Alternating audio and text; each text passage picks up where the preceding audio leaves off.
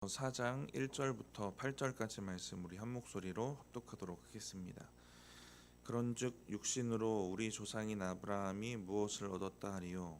만일 아브라함이 행위로서 의롭다 하심을 받았으면 자랑할 것이 있으려니와 하나님 앞에서는 없느니라.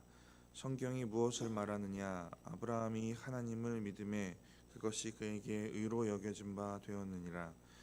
일하는 자에게는 그 삭시 은혜로 여겨지지 아니하고 보수로 여겨지거니와 이를 아니할지라도 경건하지 아니한 자를 의롭다 하시는 이를 믿는 자에게는 그의 믿음을 의로 여기시나니 일할 것이 없이 하나님께 의로 여기심을 받은 사람의 복에 대하여 다윗이 말한 바 불법이 사함을 받고 죄가 가리어짐을 받는 사람들은 복이 있고 주께서 그 죄를 인정하지 아니하실 사람은 복이 있도다 함과 같으니라.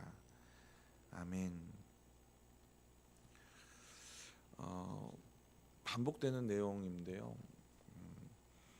이신칭의, 이신득이라고도 말하는 믿음으로 의롭다 함을 얻는다라는 이야기를 계속하고 있습니다. 3장에서도 얘기를 했는데 오늘 본문에서 다시 한번 이 주장을 펼치는 이 모양을 보면 이제 유대인들의 입장에서 뭔가 설득력을 가질 수 있는 방법으로 다시 한번 설명하게 됩니다. 그래서 이제 실제 예를 들어서 설명을 하는데 그 예를 들은 인물들이 오늘 보면 아브라함과 다윗입니다. 왜 아브라함을 예를 들었을까? 우리가 충분히 추측할 만한 당연한 이유가 있습니다. 유대인들에게 영향력이 있고 존경받는 인물이기 때문에 그런데요. 이 선민의식과 특권의식 가지고 있었던 그 유대인들의 조상이고 그러면서 오늘 이제 후에 말씀을 통해 살펴보겠지만 하나님께 의롭다고 인정받았던 그 인물이기 때문에 그렇습니다. 유대인들이 좋아하고 존경하는 조상 아브라함도 너희들이 좋아하는 이 아브라함도 할례로 행위로 의롭다 함을 얻은 것이 아니라 오직 믿음으로 말미암아 의롭다함을 얻지 않았느냐라는 이야기를 하면서 이신칭이 이것만이 구원의 방법이다라는 것을 다시 한번 반복해서 얘기를 하고 이제 확증하게 됩니다. 유대인들 입장에서 자신들이 주장하고 내세웠던 무기 같기도 했고 특권이라고 생각했던 혈통과 율법, 할례 이런 외적인 것으로 인한 그들이 가졌던 논리가 정면으로 이제 반박이 되는 겁니다. 그러니까 바울은 이제 또 반면에 자기가 말했던 의롭게 되는 것에 대한 그 진리, 사람이 의롭게 되는 것은 유대인이라는 특권이나 율법의 행위나 할례나 이런 외적인 것을 통해 되는 것이 아니라 믿음을 통해 된다라는 이야기를 이제 유대인들의 입장에서 영향력이 있었겠죠. 그 아브라함을 예를 들어서 입증하고 있습니다. 이신칭의 이 교리를 바울이 얘기를 하는데 이제 아브라함을 예를 들어서 얘기를 하게 되면서 이건 내가 만들어낸 얘기도 아니고 유대인들이 부정할 만한 주장도 안 되는 것이고 구약 시대 때부터 있었던 이야기이고 너희들의 조상 아브라함에게도 주어졌던 이야기다라는 것을 분명하게 입증하게 됩니다. 아브라함의 이야기와 또 오늘 본문 뒷부분에 보면 다윗이 언급이 되는데요. 이렇게 유대인들이 신뢰할 만한 구약의 두 인물들을 증인으로 세웠다라는 걸 보면 이제 이게 그들에게 확실한 증거가 되고 증명이 되는 것입니다. 유대인들에게 그 법정 증인의 효력을 발휘할 수 있는 그 최소 인원이 2명이다. 우리 이 얘기도 많이 나눴었는데 2명의 그 신뢰받는 인물들을 이제 바울은 자기의 주장의 증인으로 세워서 이제 유대인들이 가지고 있던 의에 대한 그 오해를 반박하고 또 믿음으로 의롭게 되는 것이다라는 이 이야기를 다시 한번 확실하게 설명하는 본문이 오늘 본문입니다. 우리 4장 1절 말씀인데요. 우리 같이 한번 읽어보겠습니다. 그런즉 육신으로 우리 조상인 아브라함이 무엇을 얻었다 하리요? 우리 조상 아브라함이 육으로 무엇을 얻었다 하리요? 내가 앞에 이렇게 설명을 했는데 그렇다면 아브라함이 우리 조상이 된 것이 할례와 같은 육신을 따른 것이라고 말할 수 있는 건지 아닌지 한번 보자는 겁니다. 아브라함의 경우에는 어떠한지 한번 보자는 얘기죠. 이제 증명해 보겠다 이런 얘기인데요. 아브라함이 이스라엘의 조상이 되어서 유대인들에게 존경받는 것, 너희들의 육적인 조상이 된 것은 아브라함의 육적인 능력과 공로로 된 것이 아니다라는 이 이야기를 이제 하게 되는 겁니다. 그래서 2절에 확실하게 이 부분을 이제 짚어서 이야기를 하는데요. 우리 2절 말씀 같이 한번 읽어보겠습니다. 만일 아브라함이 행위로서 의롭다 하심을 받았으면 자랑할 것이 있으려니와 하나님 앞에서는 없느니라. 하나님 앞에서는 없느니라 했던 이 부분이 우리도 함께 기억해야 될 부분 같은데요. 아브라함이 행위로 의롭다 하심을 받았으면 그 행위를 자랑할 수 있었겠지만 그렇지 않다라는 얘기입니다. 행위로 의롭다 하심을 받았다면 그 행위를 자랑하겠지만 하나님 앞에서 어떤 행위도 그 의롭다함을 얻는데 자랑할 것이 될 수 없었다라는 것이고, 그 이야기를 하고 있습니다. 아브라함이 잘했던 행위들이 분명히 있었겠지만 이것이 그가 의롭다 하심을 받는데 전혀 조건이 될 수 없었다라는 겁니다. 그러니까 구원이라는 은혜, 의롭다 하심을 얻게 되는 그 은혜 앞에 있어서 내세울 수 있는 행위가 없다. 하나님 앞에 우리가 내세울 것이 없다라는 얘기입니다. 저와 여러분도 믿음으로 얻게 된 의가 있고 은혜가 있고 구원의 은혜가 있습니다. 그렇기 때문에 우리 마음에도 하나님 앞에 내세울 것 없다라고 얘기하는 이 2절의 이 말씀을 잘 새기고 또 기억하며 살아야 하는데, 우리의 본성은 이 은혜를 알고 듣고 수도 없이 들어서 외우기도 하지만 자꾸만 이런 마음이 틈탈 때가 너무 많은 겁니다. 내 의를 드러내고 싶은 순간이 찾아오고, 그래서 나를 증명하고 싶은 순간이 막 찾아오거든요. 내가 이만큼 신앙생활했고, 내가 이런 사람이고, 내가 이런 직분이고, 이런 마음이 찾아올 때가 생기는 겁니다. 자기를 막 증명하고 싶고, 내 신앙을 증명받고 싶고, 인정받고 싶고, 그렇게 되지 않으면 서운하기도 하고 분하기도 하고, 이런 마음이 들어올 때가 생기는 게 너무 당연한 우리의 연약한 본성인 겁니다. 그래서 우리가 오늘 말씀을 기억하면서 하나님 앞에서 우리가 자랑할 것 없다, 이 말씀, 이 마음들을 잘 새기며 나아가시기 바랍니다. 3절 말씀 우리 같이 한번 읽어보겠습니다. 성경이 무엇을 말하느냐? 아브라함이 하나님을 믿음에 그것이 그에게 의로 여겨진 바 되었느니라. 아브라함이 하나님을 믿음에 의롭다 하심을 받았다, 성경이 이렇게 말했다라고 얘기하는데 창세기에 나오는 그 구절 그대로죠.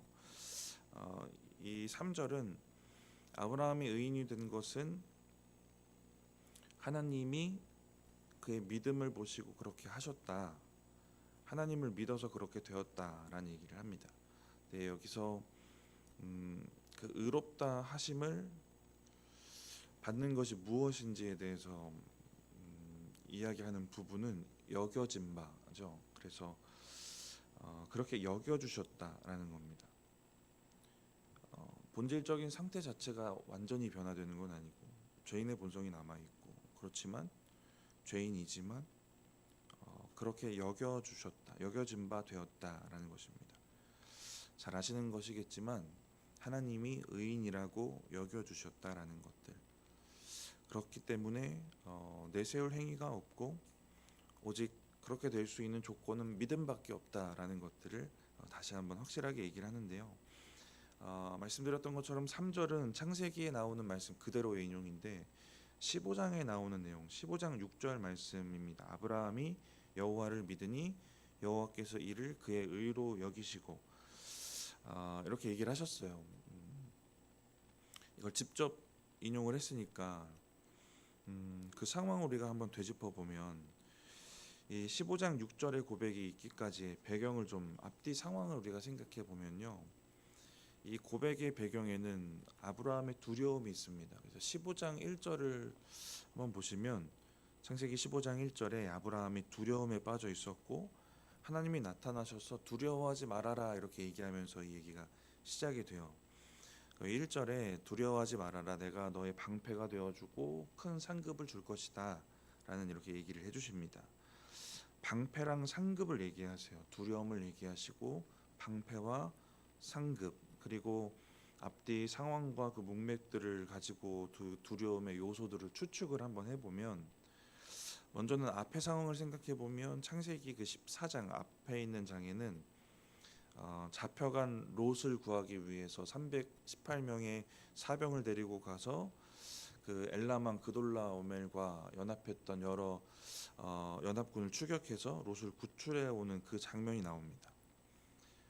근데 그때 아브라함이 가질 수 있었던 두려움은 뭐냐면 이 적들이 다시 공격해 올 수 있다는 두려움입니다. 왜냐하면 이제 가나안에 완전히 정착한 것도 아니고 뭔가 그 나라 같은, 민족 같은 그 모양을 갖춘 상황도 아닌 거죠. 그런 상황 속에서 롯 때문에 전쟁을 해버린 겁니다. 적들이 다시 복수를 할 수도 있겠다, 이건 당연히 예상할 수도 있는 것이고, 그 두려움에 빠졌을 가능성이 하나가 있어요. 이 14장 그 전쟁의 이야기 후에 바로 15장 1절 두려움에 대한 얘기가 나오거든요. 그리고 방패가 되어 주신다는 하나님의 응답을 보면 외적인 요소로 인한 두려움이 있었다, 그 전쟁으로 인한 다시 되돌아올 보복에 대한 두려움이다라고 우리가 추측해 볼 수도 있겠죠. 그리고 상급이 되신다는 응답과 또 15장 1절 이후에 이어지는 내용을 보면 15장 2절에는 점점 나이가 많아지고 있는 아브라함이 여전히 자손이 없는 그 상황 때문에 찾아온 두려움이 있습니다. 그래서 하나님이 15장 1절에 큰 상급을 주실 거다라고 이제 두려워하고 있는 아브라함을 위로했더니 15장 2절에 무엇을 내게 주시려 하나이까, 난 자손도 없고 종 엘리에셀밖에 없습니다라고 얘기를 합니다. 그러니까 아브라함의 두려움은 자기의 대를 이을 자손이 없다는 겁니다. 그래서 하나님은 자손을 허락하실 계획을 하시고 그들이 후대의 자손들까지 누릴 수 있는 상급을 약속하시면서 두려워하지 말라라고 얘기를 시작을 하신 거죠. 가나안에서 제대로 정착하기도 전에 그 땅의 실세들과 전쟁을 치러버린 상황, 그때 다시 보복이 돌아오지 않을까, 그걸 느끼면서 느끼는 생명의 위협과 그 두려움, 또 나이는 들어가는데 후손이 없어서 느껴지는 그 두려움, 가나안에서 제대로 정착 못하고 그래서 복수로 죽던, 나이 들어 죽던 후손이 없다는 게 아브라함에게 큰 고통이고 큰 걱정이고 두려움이었던 상황입니다. 그런 아브라함에게 15장 5절을 보면 별과 같은 후손, 아브라함을 이끌고 밖으로 나가서 별을 보여주시죠. 그리고 별과 같은 후손을 주실 것이다 라는 약속을 주십니다. 그리고 이어지는 고백이 오늘 본문에선 3절이고 창세기에선 15장 6절, 아브라함이 여호와를 믿으니 여호와께서 이를 그의 의로 여기시고 라는 이 말씀입니다. 이 상황을 우리가 쭉 살펴본 이유는 아브라함이 의롭다 하심을 받았던 이 믿음이 어떤 믿음인가를 좀 살펴보기 위해서입니다. 아브라함이 보여준 믿음은 약속을 이루실 신실하신 하나님을 믿는 믿음입니다. 아브라함이 이 얘기를 들었을 때 전혀 변한 게 없었거든요. 주변 국가들에게 위협받는 상황 그대로이고 여전히 아들 없는 상황 그대로인데 약속 하나 받은 겁니다. 근데 약속 이루실 신실하신 하나님을 믿고 믿는 그 믿음인 거죠. 신실하신 그 하나님을 신뢰함으로 받아들였던 믿음입니다. 이 믿음을 보시고 5절처럼, 오늘 본문의 5절처럼 그의 믿음으로 의로 여기시는 겁니다. 오늘 본문으로 돌아와서 우리 로마서 4장 5절 말씀 같이 읽어보겠습니다. 이를 아니할지라도 경건하지 아니한 자를 의롭다 하시는 이를 믿는 자에게는 그의 믿음을 의로 여기시나니. 경건하지 아니한 자를 의롭다 하시는 이를 믿는 자에게 그의 믿음을 의로 여기셨다라고 했는데 아브라함을 예로 들면서 얘기하는 걸 보면 경건하지 아니한 자, 이거 아브라함도 포함하는 얘기겠죠. 로마서에서 얘기하는 건 모두가 죄인이니까 하나님을 믿는 믿음으로 의롭게 되기 전에 그들의 모든 상태는 경건하지 아니한 자가 당연히 맞습니다. 그래서 아브라함도 하나님의 부르심을 받고 떠나기 전까지는 우상의 지배 가운데 우상을 만들어 팔던 우상을 섬기던 지역에 살던 경건하지 아니한 자였습니다. 그런 자가 믿음으로 의롭다 하심을 얻게 된 순간을 이제 찾아서 유대인들에게 알려주고 있는 겁니다. 이렇게 경건하지 아니한 자가 은혜를 얻게 된 것을 어떻게 은혜를 얻었는가? 믿음으로 얻었고, 그게 너희가 좋아하는 믿음의 조상 아브라함이다라는 얘기를 했고, 이제 다윗이 시편을 통해 찬양했던 이 다윗의 예를 들어서 설명을 하는데요. 시편 32편 1절 2절 말씀을 인용하게 됩니다. 우리 6절부터 8절까지 우리 읽어보겠습니다. 일할 것이 없이 하나님께로 의로 여기심을 받는 사람의 복에 대하여 다윗이 말한 바, 불법이 사함을 받고 죄가 가리어짐을 받는 사람들은 복이 있고 주께서 그 죄를 인정하지 아니하실 사람은 복이 있도다 함과 같으니라.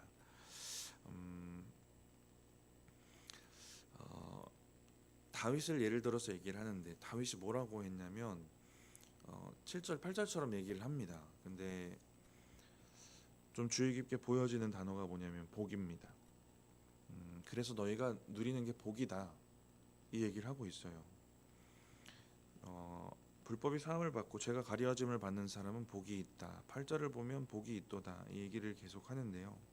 경건하지 못한 자, 불법을 행하고 죄를 행한 자가 이게 해결되고 용서받고 의롭다 하심을 얻는 것이 얼마나 복된 일인가, 다윗의 고백을 예를 들어서 얘기를 하고 있습니다.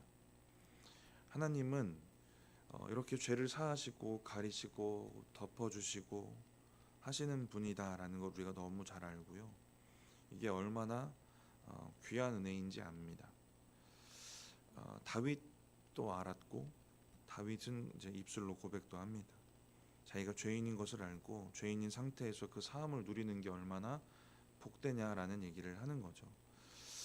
그래서 우리가 이 은혜를 다시 한번 되새길 때 우리가 더불어 함께 기억하고 또 되살아나야 되는 그 은혜는 이게 우리에게 얼마나 복인가 하는 것입니다.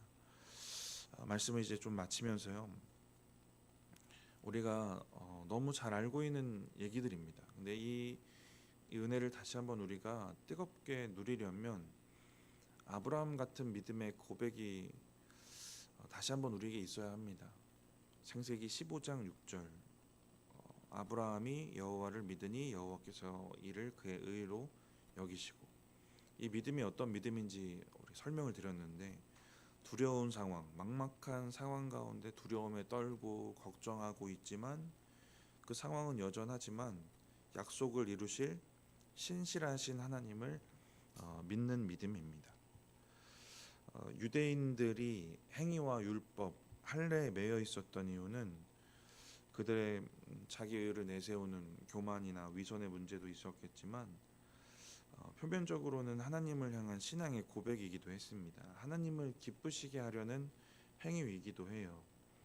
그런데 하나님이 우리에게 주시는 것 중에 가장 큰 상이 뭐냐면 구원입니다. 의롭다 하심을 주시는 상이거든요. 근데 이 상이 언제 주어지냐면 아브라함 같은 믿음의 고백을 드렸을 때 주어지게 됩니다. 가장 큰 상을 주신다는 건 가장 기쁘시다는 것 아니겠습니까?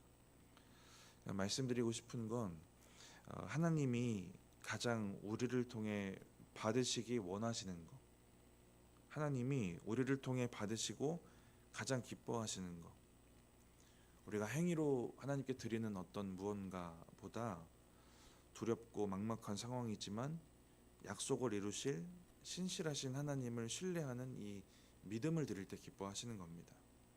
이 믿음의 고백으로 우리가 하나님을 기쁘시게 할 수 있는 거죠. 이 믿음의 고백을 우리가 드릴 때 하나님은 기뻐하시고 우리는 또 이것을 통해 구원을 얻었고 또 이 땅의 수많은 두려움이나 또 상황 가운데 또 하나님을 붙잡고 또 승리하며 나아갈 수 있게 되는 것입니다. 오늘 잘 알고 있는 이 내용들이지만 이 은혜를 다시 한번 기억하고 어떤 믿음이었는지를 우리가 다시 한번 기억하면서 이 믿음을 다시 한번 주님께 올려드리고 우리 하나님을 그 믿음으로 기쁘시게 하시는 저와 여러분들 되시기 바랍니다. 제가 기도하겠습니다.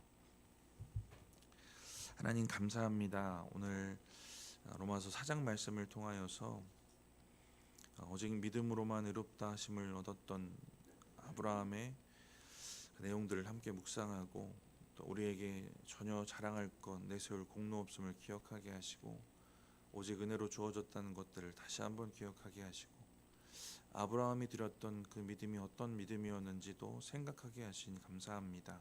하나님, 우리도 이 땅을 살아갈 때에 어떠한 상황에서도 두려움 찾아오는 상황에서도 걱정 가득한 상황에서도 약속을 성취하시고 이루실 하나님을, 그 신실하신 하나님을 바라보는 그 믿음이 우리 가운데 있게 하시고 이 믿음의 고백으로 하나님을 기쁘시게 하는 우리들 될 수 있도록 주님 함께하여 주시옵소서. 하나님, 시간 기도의 자리로 부르신 하나님의 은혜를 감사합니다. 여러 기도의 제목을 붙잡고 나아가는 기도자들 가운데 함께하시고 응답하시며 역사하여 주시옵소서.